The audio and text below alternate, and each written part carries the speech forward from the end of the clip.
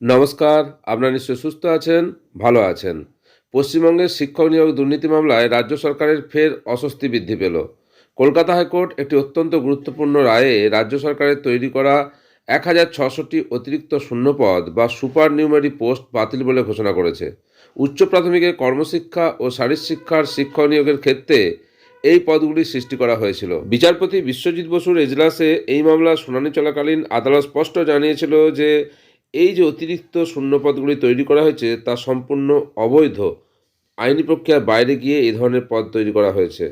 আদালতের এই রায়ের ফলে সরাসরি প্রভাব পড়েছে উচ্চ প্রাথমিকের দুটি নির্দিষ্ট বিষয়ের নিয়োগ প্রক্রিয়ার উপর।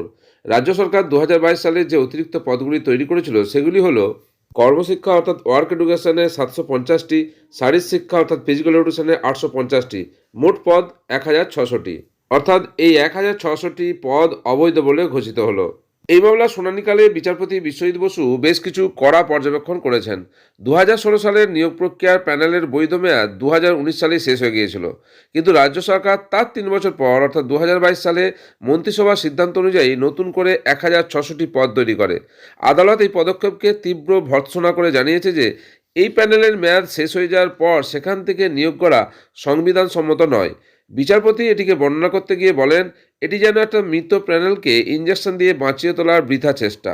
আদালতের রায়ে উঠে এসেছে যে সরকারের হাতে শূন্যপদ তৈরির প্রশাসনিক বা এক্সিকিউটিভ ক্ষমতা থাকলেও তা যথেচ্ছভাবে ব্যবহার করা যায় না। ২০২২ সালের মে মাসে রাজ্য মন্ত্রিসভা যে সিদ্ধান্ত গ্রহণ করেছিল এবং ১৯শে মে যে বিজ্ঞপ্তি জারি করা হয়েছিল তা আজ আদালত খারিজ করে দিয়েছে। বিচারপতির মতে সরকারের ক্ষমতা প্রয়োগের মাধ্যমে অন্যের অধিকার হরণ করা বা নিয়ম বহির্ভূতভাবে পছন্দের প্রার্থীদের সুবিধা করে দেওয়া আইনের চোখে অপরাধ। মামলাকারীদের আইনজীবী ফিরদৌস শামীম এই রায়কে স্বাগত জানিয়ে বলেন, মেয়াদ উত্তীর্ণ প্যানেল থেকে বেআইনিভাবে চাকরি দেওয়ার যে প্রচেষ্টা করা হয়েছিল আজ তা প্রতিহত হলো।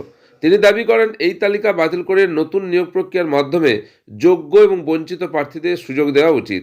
আদালতের এই রায় আগামী দিনে রাজ্যের শিক্ষা নিয়োগ প্রক্রিয়ার স্বচ্ছতা আনতে বড় ভূমিকা পালন করবে বলে মনে করছে ওয়াকিবহাল মহল।